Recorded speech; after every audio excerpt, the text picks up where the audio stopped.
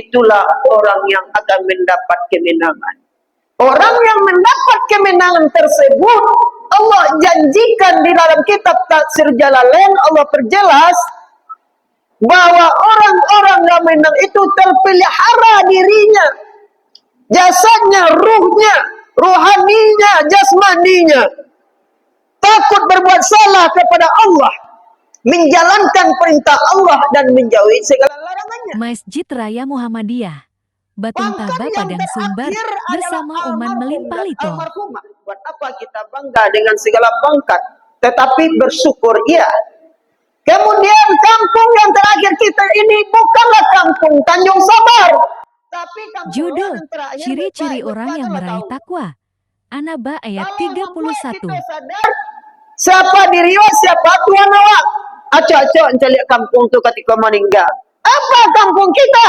Itulah desa Percacingan, Kabupaten Liang Lahat, Kecamatan Tanah Datar, Ibu Kota Balikpapan, pintu kubur.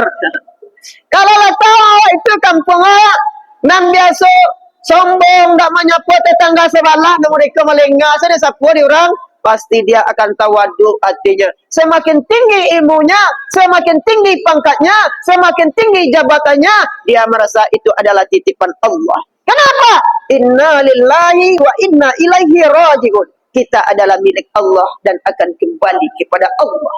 Nah, setiap amalan ibadah ada Tuhan dari Allah. Banyak Al-Quran mengatakan Allah mulai ya ayyuhallazina amanu, hai orang yang beriman, ya ayyuhan nas, hai sekalian manusia. Yang ujung-ujungnya adalah kata Allah la'allakum tattaqun, agar kamu menjadi orang bertakwa.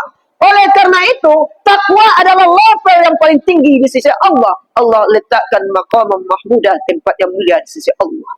Jadi kata Imam Ali karamallahu wajhah, ciri-ciri orang yang bertakwa itu secara garis besarnya ada 4 yang sangat penting. Yang pertama, al-khawfu minal jalil. Orang yang merasa takut dengan kekuasaan Allah. Artinya, orang yang mengutamakan, orang yang menghargai kekuasaan Allah. Dia tahu bahwa denyut nadi ini adalah Allah yang gerakkan. Dia tahu yang jantung yang dibawa ke mana, ke sana, ke sini, pergi berusaha, pergi mencari nafkah adalah Allah. Jasad dan ruh ini yang bisa hidup, Allah yang beri. Kemudian bumi yang ia injak, langit yang ia junjung, Allah yang titipkan. Lalu gimana? Kalau Allah, dia telah tahu yang titipkan pada dia, pasti ketika dalam surat Al-Baqarah ayat 43 itu, wa aqimus shalah wa atuz zakah warka'u ma'ar rakin. Dirikan solat, bayarkan zakat, rukuklah bersama orang yang rukuk. Arti rukuk beserta orang rukuk itu adalah jamak. Artinya banyak. Itulah yang solat jemaah, ibu-ibu, bapak-bapak. Kemudian dalam kata inna lil muttaqina mafaza itu terkandung nilai intisarinya adalah pengamalan seruan Allah dalam 5 waktu sehari semalam. Mana seruan Allah menuju takwa itu? Hayya 'alal falah, yang dikumandangkan oleh Bilal kita itu. Mari kita menuju kemenangan. Marilah menuju kemenangan, kata Allah. 10 kali kata kemenangan, undangan yang Allah langsung Allah titipkan lewat Bilal kita. 10 kali banyaknya kata kemenangan tu, Pak. Ikut kemenangan bagi kalian wahai hambaku. Capeklah kamu yang bosan kali-kali yang bertadak dengan engkau. Itu adalah intisari yang tersirat di sana. 5 kali lewat iqamah. Berjumlah kata hayya 'alal falah itu 5 waktu sehari semalam adalah 15 kali. 15 kali yang menciptakan denyut nadi awakku, nafas awakku, jantung awakku, indah awak penuhi undangan yang magit kalian awakku lupa. Kata Nabi, iza lam tastahi fasna masita. Kalau kamu tak punya rasa malu, pabueklah sekendak hatimu. Andaikan manusia tahu bahwa ini adalah yang mengundangnya, adalah yang menciptakan, yang menggerakkan denyut nadi, yang menggerakkan langkahnya, yang mengizinkan dia melangkah ke mana ke sini. La tataharraku syai'un illa bismillah. Tak satu pun yang bisa bergerak kecuali dengan izin Allah. Pasti dia penuhi panggil Allah. Pasti penuh Masjid Muhammadiyah waktu Raya Muhammadiyah kok. Sampai kata tok, andaikan seluruh RT RW kok memenuhi panggilan Allah. Karena yang pijak itu kan demi Allah, tak Pak? Ya Rabu. Yang memberi nafas kan Allah. Ini adalah titipan. Kalau kita mengabaikan undang Allah, boleh jadi lari-lari ke tepi laut, tiba di laut menangkap ikan. Kalau datang malaikat kamala badan kan dilarikan. Ya Pak? Bekolah, santalalah, ambo solat, ambo masa golak jariang no kalau patai sebentar tu suami ambo tak. Waktu lampi adi, awak sebentar lagi. Ketika waktu adi tu, kadang nggak suara azan awak nggak dia solat, lalu di malaikat Pak. Maka ketika kita tidak menghadap Allah, maka lalailah kita ketika itu. Meninggalnya seseorang sesuai dengan kebiasaan hidupnya. Hidup tanpa persiapan, maka mati tanpa amalan. Maka ketika nanti titian siratal mustaqim, bapak-bapak ibu-ibu, waktu Rasulullah Isra wa Mi'raj, Nabi Muhammad menunggu umatnya. Aina ummati? Mana umatku? Aku belum masuk ke dalam surga sebelum umatku masuk. Oleh itu bana Nabi Muhammad rindu kepada umatnya, tunggu umatnya Pak. Kemudian malaikat Ridwan menunggu yang orang-orang yang tak beriman kepada Allah apabila melangkah, yang tak pernah memenuhi undang Allah, Allah tutup penglihatan dan pendengarannya. Summum bukum yumpam layar ciun. Itu orang yang datang rumahnya Mas Haji, corong minta tonggok di muka rumahnya, tapi hatinya tak tergerak kalau Haji musola. Nyuacuan saya yang menciptakan, dia yang mengundang. Maka ketika itu basorianya tertutup. Summum bukum yumpam layar ciun. Tuli bisu buta, mereka tidak bisa kembali. Dan saya kembali ke kampung nenek moyang wak Nabi Adam dulu Pak. Maka ketika itu orang yang tak beriman, orang yang tak meraih kemenangan takwa dari Allah, maka melangkah saya nyebut Pak, tak nampak jalan tulai. Basorianya ditutup oleh Allah. Dan ketika akan melangkah, rambut seperti siratal mustaqim itu seperti rambut di balah tujuh. Dan ketika dia melangkah melampung ke dalam neraka. Dan ketika melampung ke dalam neraka itu, sampai ke dasarnya itu diperlihatkan kepada Rasulullah. Ketika itu waktu Isra Mi'raj 1000 tahun lah mau sampai ke dasar Pak. Lah tiba di dasar, sekurang-kurang neraka, ibu bapak-bapak, hidupkan api di sandal yang dipasangkan kepada orang penghuni neraka yang paling ringan itu Pak. Kemudian lantai neraka itu diinjak. Ketika diinjak, kepalanya mendidih meleleh. Banyak kepala kamu Pak, semakin lama semakin mencair seperti lilin. Sampai mata kamu Pak, sampai keluar saduannya. Sampai kulit itu hangus. Jod. Cacing-cacing lamparoi, dia ciri-ciri itu masa ibu Pak. Akhirnya meleleh, tinggal tengkoraknya saja. Dan ketika itu manusia, apakah manusia ketika itu mati? Tidak, tetapi tetap hidup. Su'ul azab, mereka merasakan azab. Maka ketika itu walau tara isil mujrimuna nakisuruhum inda rabbihim rabbana absarna wa sami'na farjana wa salihan inna muqinun. Jikalau kamu melihat hamba yang berdosa, maka mereka ketakutan, mereka meminta pada Allah, kami telah mendengar, kami telah melihat, kami telah mendengar. Balian kami ke dunia, lihat kami beramal dengan yakin, menyasarnya balik bahwa yang diberikan oleh Allah itu akan diambil kembali. Nah, bagaimana bagi orang yang beriman ketika mereka memenuhi undangan hayya 'alal falah, kata kemenangan itu terketuk hatinya, kulitnya hamparan ke Baitullah, tulangnya tiang ke Baitullah, ureknya kawek ke Baitullah, rasa kedekatan kepada Allah itu ada. Innallaha yuhibbul kulli syai'in qadir. Sesungguhnya dia mencintai Allah yang Maha Kuasa. Dan ketika tersebut basoriannya dibukakan oleh Allah, nampaklah nur Allah Muhammad di dalam keningnya itu, cahaya perilaku Muhammad. Itu adalah umatku, ta'aliya ya ummati, itulah umatnya. Innallaha malaikatahu yusholluna 'alan nabi ya ayyuhallazina amanu sallu alaihi wasallimu taslima. Sesungguhnya Allah dan para malaikat bersolawat kepada Nabi, mengucapkan salam penghormatan. Kemudian apa kata Allah bagi hamba yang taat dan patuh, yang bertakwa kepada Allah, memberikan kemenangan? Ya ayyatuhan nafsul mutmainnah, irji'i ila rabbiki radiyatan mardiyah, fadkhuli fi ibadi wadkhuli jannati.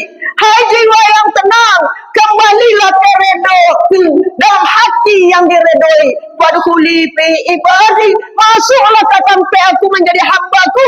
Wadkhuli jannati, dan masuklah ke surgaku. Tuhan mengundangnya bagi orang yang peraih nilai takwa yang paling tinggi. Langsung Tuhan undang. Ketika itu hambanya dilihat oleh Nabi Muhammad, tersenyum-senyum simpul. Wahai Ridwan, panggillah, gendonglah umatku yang taat, yang bertakwa kepada Allah. Digendong oleh malaikat Jibril.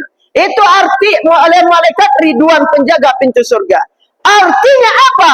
Orang yang pertama yang meraih titel takwa itu adalah orang yang menghargai kekuasaan Allah. Artinya orang yang mengutamakan panggilan Allah daripada panggilan yang lain. Karena boleh jadi ketika mereka melabaikan panggilan Allah, ketika Allah memanggil ruh keluar dari jasad, mereka lalai melaksanakan perintah Allah. Ketika itu Allah ambil ruh keluar dari jasad, merugilah mereka. Lalu orang yang bertakwa yang bagaimana? Orang yang bertakwa termasuk orang yang beruntung, yang diambil napasnya dengan teguran. Hai jiwa yang tenang, kembalilah ke redoku dalam hati yang diredoi. Masuklah ke golongan hambaku. Ruhnya orang yang beriman itu tanpa dicabut, tanpa disakiti, tetapi keluar dengan sendirinya. Itulah ciri orang yang bertakwa. Ketika dia meninggalnya seseorang sesuai dengan kebiasaan hidupnya. Bak cando bulan jo matahari meninggal Pak. Ibu-ibu, bapak rahimakumullah. Yang kedua, wal amalu bima fit tanzil. Orang yang berperilaku Al-Qur'an, perangai Al-Qur'an, nak sekedar membaca Pak, tak sekedar memahami. Ada orang itu qori, ada orang itu membaca Al-Qur'an, ada yang memahami, tetapi dalam hatinya tidak ada pengamalan Al-Qur'an, tidak nyamalkan Quran itu doh. Contohnya, betapa banyak kepala-kepala para guru-guru, bahkan guru pesantren, realita yang terjadi bagi kita adalah mereka yang berbuat maksiat, yang mengawini atau melakukan perbuatan maksiat pada anak muridnya, bahkan laki-laki sesama laki-laki LGBT. Banyak yang terjadi itu. Itu artinya mereka itu tidak mengamalkan surat Al-Baqarah ayat 17.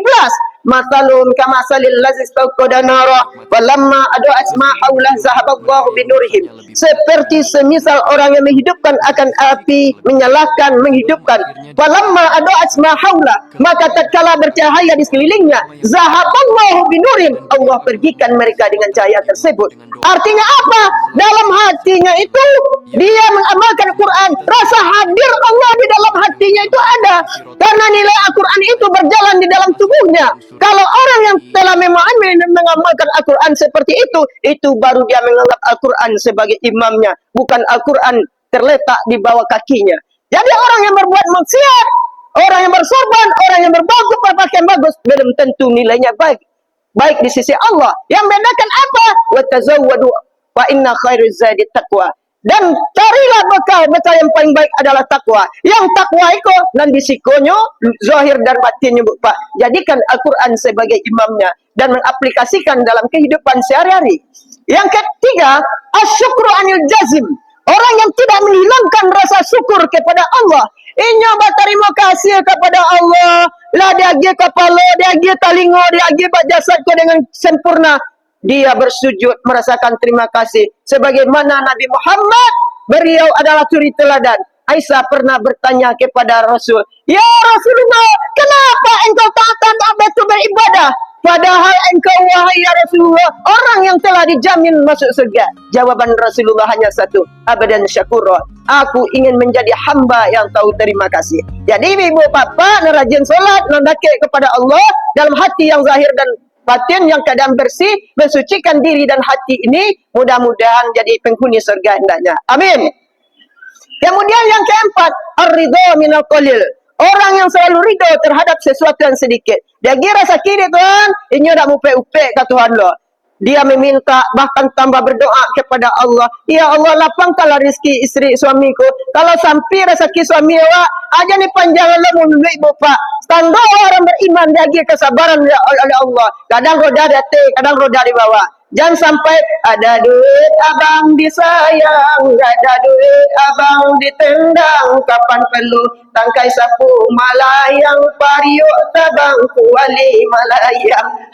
Jangan sampai ada orang itu. Kalau sandai rezeki papa ko, hanya lebih fikir papa ko kali jarayo tipe ibu. Cuma rezeki itu benar sandai. Innal insana rizqan biqadarin. Sesungguhnya rezeki itu telah tentukan kadar dan ukurannya oleh Allah. Allah menguji awak dengan kekurangan rezeki untuk apa? Agar kita sabar, terlatih sabar dan selalu dekat kepada Allah meminta. Beko kalau ada gio kayo Tuhan tak takkan meminta kepada Allah Tuhan dah. Atik menyebut Pak. Kalau lagi kekayaan adalah Allah, maka perhatikan solat kita di akhir, salam ke kanan, salam ke kiri. Perhatian masa jiwa di kanan ke kiri. Bola lampu nang kurang, tikar nang kurang, tandawa bersyukur kepada Allah agar mencari ridha Allah. Balian tikar tu agar menjadi amal ibadah kepada Allah, mengalir pahalanya sepanjang orang memakainya. Kemudian calik kanan, calik ke kiri, calik tetangga kanan kiri awak. Ala bali jurayonya atau bah anaknya mandangi kekurangan nafkah atau rizki untuk membeli baju raya anak cucunya, kita bersenang-senang. Perhatikan saudara kita. Maka janganlah kita mengumpat dan mencela dari rezeki yang diberikan oleh Allah.